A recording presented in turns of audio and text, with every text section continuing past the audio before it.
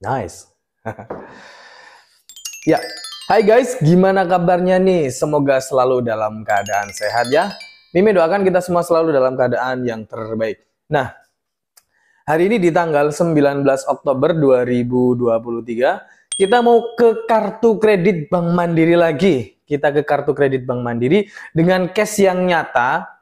Jadi ada pertanyaan masuk. Pertanyaannya dari Bapak Lukman ya, dari Bapak Lukman. Ini case-nya menarik banget buat dibahas nih, ya. Oke, kita langsung saja. Kita mulai baca dulu ya dari chat yang masuk. Biar tahu nih detail kronologisnya seperti apa. Nanti kita akan breakdown. Jadi video ini kita khususkan untuk Bapak Lukman dan mungkin bisa berguna juga buat teman-teman yang lain yang mengalami case kurang lebih mirip-mirip seperti ini. Dan kebanyakan pasti banyak yang mengalaminya. Oke ya. Oke, pertanyaan yang masuk adalah, mohon maaf Bang, bisa request video tentang gagal bayar di DC Bank Mandiri. Soalnya saya sudah 6 bulan galbay di Bank Mandiri, tapi baru mulai rame di HP hari ini. Jadi kemarin WA, intinya di hari kemarin WA-nya sudah intens tuh penagihan dari Bank Mandiri. Dan total lama galbay atau total lama tidak ada pembayaran ya, bukan galbay. Kalau galbay itu berarti tidak ada pembayaran sama sekali ya, memang macet aja udah intinya gitu. Jadi tidak ada pembayaran selama 6 bulan. Ya anggap saja dengan bahasa galbay lah ya. Nah, pertanyaannya kayak gini. Jadi jujur, saya agak panik kalau galbay CC Bang. Karena saya masih awam di dunia CC. Dulu saya rawatan pinjol dan kartu kredit. Tapi setelah ekonomi goyah, pinjol mulai galbay. Selang beberapa bulan, akhirnya CC juga galbay juga. Yang di pikiran saya, ini CC Bank Mandiri gimana ya? Apa DC-CC Bank Mandiri atau DC kartu kredit Bank Mandiri nagihnya rutin kayak DC Kredivo? Apa aset saya bakal diambil? Apa kontak-kontak di HP saya bakal dihubungi? Itu saya mikir seperti itu karena saya terlalu awam di CC Bank. Oke ya, jadi ini case-nya Pak Lukman punya kartu kredit Bank Mandiri dan macet. Tidak ada pembayaran selama 6 bulan dan punya ketakutan dari desanya itu bakalan seperti Kredivo. Oke, kita lanjut lagi ceritanya. Saya jawab itu dengan seperti ini. Saya akan jawab nanti di video YouTube ya Bang. Kita akan buatkan videonya. Kemudian ada statement lagi dari Pak Lukman seperti ini. Agak ketar-ketir soalnya pikiran saya pas galbay pinjol aja sampai didatengin rumah beberapa kali. Apalagi CC Bank Mandiri ya. Padahal Bank Mandiri aja belum datang, tapi sudah punya ketakutan seperti itu. Tidak apa-apa, nanti kita breakdown. Ya, kemudian ada screenshot ini, nomor-nomor yang masuk. Ini mulai telepon lagi, intens, bener-bener intens, pasti. Memang Mandiri di awal-awal kemacetan intensnya luar biasa. Oke, kemudian saya tanya, limitnya berapa Bang? Kecil Bang, 4 juta. Sip ya, kita ketahui limit dari Pak Lukman ini adalah di angka 4 juta. Mandiri yang edisi Shopee. Jadi Mandiri Shopee dengan limit 4 juta. Nah, kemudian ada negosiasi seperti ini. Ini yang menarik. Ya, bahasanya itu seperti ini. Kepada yang terhormat Bapak Lukman, pemilik kartu kredit bla bla bla, total tagihan per hari ini 18 Oktober 2023 5.253.404. Jadi outstanding tagihan berjalannya di angka segitu. Keterlambatan memasuki 6 bulan. Detail ya case-nya. Kami tunggu untuk pembayarannya hari ini atau bisa kami bantu program keringanan. Terima kasih. Sip ya. Kemudian nasabah ini bertanya seperti ini. Total pinjaman pokoknya berapa? Total pinjaman pokoknya berapa? Nah, kalau nasabah sudah berani nanya seperti ini, bank biasanya akan memberikan opsi negosiasi. Nah, jawabannya kayak gini. Cuman ini ada sedikit bahasa yang keliru ya. Nanti kita bahas. Dia respon kayak gini dari banknya. Bisa kami hubungi sekarang. Nah, kemudian saya masih berada di luar kota, bisa kirimkan rinciannya saja. Jadi Pak Lukman ini meminta rincian. Oke ya. Kemudian kepada si CS-nya itu atau si collection-nya itu teksnya seperti ini. Mbak, minta tolong rincian tagihannya, soalnya saya nunggak saat kantor tempat saya kerja ditutup dan kebetulan bla bla bla bla. Intinya kayak gitu. Intinya ini adalah alasan personalnya.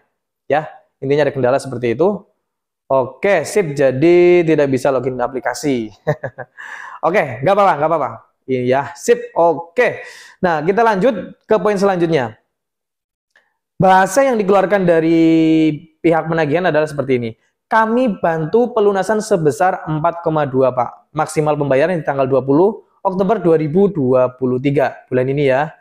Nah, jika berkenan kami kirimkan form pengajuan 3 lembar untuk diisi. Oke, kemudian Pak Lukman masih tetap bersikeras meminta rinciannya dulu. Oke ya, soalnya tidak bisa login ke aplikasi. Oke, kemudian untuk jawaban dari collection adalah untuk billing silakan hubungi 14.000 Pak. Jadi hotline-nya Mandiri, benar. Kemudian untuk penawarannya terbatas ya Pak, karena keterlambatan sudah 6 bulan. Pasti ada bahasa kayak gitu, terbatas. Nah, kemudian Pak Lukman ini memberikan statement lagi, saya mau melakukan negosiasi Mbak, apa tidak ada perincian tagihannya? Ya, jadi Pak Lukman ini menanyakan perinciannya lagi. Dan jawabannya adalah perinciannya hubungi 14.000 Pak. Jadi itu adalah nomor untuk memang hotline kartu kredit Mandiri ya, Mandiri Call. Dan nanti akan ada extension untuk ke penagihan atau bagian penagihan, intinya kayak gitu. Nah, sebenarnya ketika kita menghubungi nomor itu, nantinya juga rinciannya pasti ujung-ujungnya ada di angka penagihan atau nominal yang berjalan, yaitu di angka 5.253.000 itu. Nah, oke ya. Sip, oke kita breakdown. Jadi gini teman-teman, kalau kita ngalamin case seperti ini, pertama yang harus dilakukan itu tenang ya, tenang, kuatkan mental, kondisikan keluarga dulu deh, kondisikan dapur, sudah paling utama itu. Selebihnya masalah kanan kiri tetangga itu nomor sekian lah, ya, atau teman kantor juga nomor sekian. Oke, kita breakdown. Jadi Pak Lukman ini punya kartu kredit Mandiri Shopee dengan limit 4 juta. Billing berjalannya itu di angka 5.253.000 sekian. Oke, kemudian Pak Lukman ini memberikan opsi atau menegaskan adalah bahasanya saya ingin negosiasi, tetapi kesalahannya adalah rincian pokok. Seharusnya gini Pak, kita akan lebih kuat ketika kita meskipun dalam posisi tidak mampu melakukan pembayaran ya, bahasa yang enak adalah seperti ini, utang saya nggak segitu. Saya tahu pemakaian saya itu ada di angka berapa. Ya, jadi usahakan ketika kita macet, kita ini ngerti kita macet di angka berapa. Kita pakai itu duit di kartu, nominalnya berapa. Nah, kita harus ngerti ya. Jadi jangan sampai kita nggak ngerti pakainya. Nah, ini biasanya kejadian kalau Pak habit ya, pakai bayar tanpa disadari, macet yang tidak terkondisikan ya, bahasanya seperti itu. Nah, ini agak bahaya Pak. Jadi bukan bahaya secara sesuatu yang ekstrim ya, tetapi dari segi mental, kemudian dari segi penekanan untuk negosiasi Pak nantinya. Nah, jadi gunakanlah bahasa saya pakainya nggak segitu, saya ingat pemakaian saya itu di angka sekian. Taruhlah misalnya itu kan limitnya 4 juta ya, berarti kan pemakaian nggak mungkin lebih dari itu. Ya, kalaupun over limit paling di angka berapa sih gitu ya. Nah, jadi harus ingat pemakaiannya. Misalnya pemakaiannya ada di angka 3,5 atau 3,7. Sudah, patokan baku pemakaiannya adalah di angka itu. Nah, kalau mau negosiasi ya dari angka itu. Bapak bisa gunakan kalimat seperti ini. Saya pemakaiannya cuma 3,7, saya mau nego dari nominal itu, Mbak. Gitu ya. Itu akan lebih apa sih bahasanya ya? Begini deh ya. Sip buat yang paham. Nah, kemudian dari pihak collectionnya memberikan statement adalah kita akan memberikan keringanan, yaitu di angka 4,2 ya. Jadi kalau kita perhatikan lagi, limitnya 4 juta. Keringanannya adalah 4,2 karena acuannya adalah tagihan berjalan. Tagihan berjalannya 5,2, kemudian diberikan keringan 4,2. Jadi seolah-olah yang terbaca adalah, bukan seolah-olah, menurut versinya collection sudah diberikan keringan 1 juta. Intinya kayak gitu. Jadi 5,2 cukup bayar 4,2. Tagihan berjalan 5,2 cukup bayar 4,2. Padahal kartu limitnya 4 juta. Nah, makanya kita harus paham, kita pakai itu kartu, kita pakai itu duit di dalam kartu itu ada di angka berapa. Itulah kenapa saya menegaskan untuk pahami dulu kita makainya berapa. Jadi omong kasarnya kayak gini, gua makainya nggak segitu kok lu nagih ke gua segini. Nah, kira-kira kayak gitulah ya. Sip ya. Dan diberikan deadline adalah di tanggal 20 Oktober 2023. Oke, video ini kita buat di tanggal 19, artinya besok adalah jatuh tempo untuk nasabah Bapak Lukman ini untuk melakukan pembayaran dengan opsi yang ditawarkan sama Collection Mandiri. Sip ya. Nah, kita breakdown ke case personalnya ya. Jadi nasabah ini atau Bapak Lukman ini punya ketakutan terhadap debt collectornya.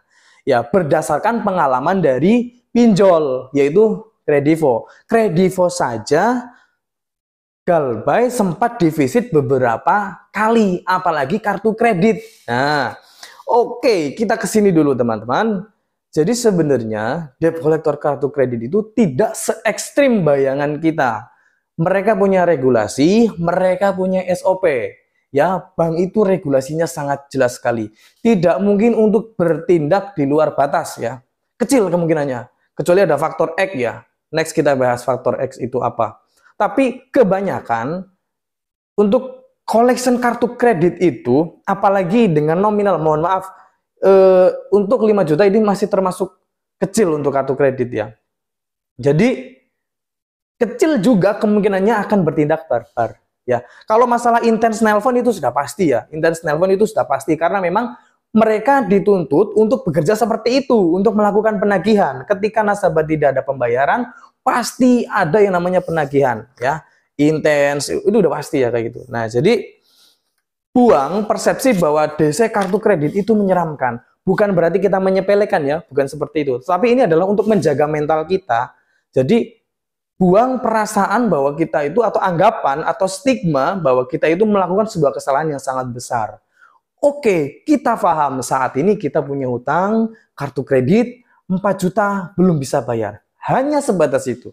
Ya, kita tidak melakukan tindakan pidana ya. Perdata, ranahnya seperti itu. Oke sip ya. Jadi jangan samakan antara DC pinjol dengan DC kartu kredit, tidak akan seperti itu. Kalaupun intens ya biarkan saja. Memang kerjanya dari desk collection itu yang nelpon kan namanya desk collection atau penagihan dari dalam kantor ya. Mereka memang yang bekerja seperti itu untuk nelponin, WA kayak gitu ya. Itu memang kerjanya seperti itu. Jadi kita stay cool, fokus dengan kerjaan kita, fokus cari omset untuk nanti menyelesaikan tagihan kita ya. Fokusnya adalah untuk menyelesaikan tagihan kita nantinya. Oke, sip. Lanjut. Jadi itu buang persepsi bahwa DC kartu kredit itu seperti itu. Apalagi lihat lagi cash kita nih. Kita macet di angka berapa sih? Ya, tidak gede-gede banget. Sip ya. Nah, oke, balik lagi ke case-nya Pak Lukman ya. Jadi pertanyaannya pertama adalah bagaimana penagihannya nanti? Apakah akan seperti pinjol? Jawabannya adalah tidak, karena di atas sudah kita bahas bahwa hilangkan persepsi bahwa DC kartu kredit itu lebih ekstrim daripada pinjol ya. Karena apa? Bank itu regulasinya sangat jelas sekali. Jadi mereka tidak berani untuk melakukan hal-hal yang di luar batas ya. Pahami itu. Kemudian yang kedua, apakah aset kita bakalan diambil? Dan ini jawabannya juga tidak. Karena kartu kredit itu hutangnya tanpa agunan, jadi tidak ada agunan yang disertakan di dalam serah terima atau pembuatan atau pengisian form kartu kredit ya, tidak ada. Jadi ini hutang tidak ada jaminannya, jadi tidak akan ada bahasa aset akan diambil, nggak ada. Kemudian yang ketiga, apakah Bank Mandiri atau pihak debt collector dari Bank Mandiri akan melakukan sadap kontak atau menghubungi kontak-kontak saya? Kalau menghubungi kontak yang terdaftar itu iya sebagai emergency call atau kerabat tidak serumah ya. Pokoknya yang nomor yang pernah kita cantumkan itu pasti dihubungi. Kantor juga pasti dihubungi ya. Sip, tetapi tidak akan sadap kontak, tidak akan seperti itu ya. Jadi stay cool, kuncinya adalah tetap pahami pemakaian kita ada di angka berapa. Kalau mau negosiasi, cobalah untuk negosiasi di pokok pemakaian. Jadi seperti itu ya. Nah, ini dari video ini adalah pertama untuk kuatkan mental, yang kedua pahami cash kita. Kita macet di angka berapa dan nanti kita akan selesaikan. Jadi melakukan penundaan pembayaran itu bukan untuk ngemplang, bukan untuk tidak bayar sama sekali, tetapi untuk fokus cari duit. Kemudian nanti setelah duitnya ada, kita lakukan negosiasi untuk melakukan pelunasan terhadap hutang kita yang belum diselesaikan. Sip ya, karena ini dasarnya perdata. Oke? Stay cool, tetap fokus, tetap semangat. Jadi yang paling penting memang jawabannya satu sih. Tenangkan diri kita dulu ya. Sebelum kita melakukan analisa macam-macam ya. Kita breakdown, cooling down. Habis itu kita nih analisa nih kita harus bagaimana ya. Sip. Thanks for watching. Semoga bermanfaat. See you on the next video. Bye.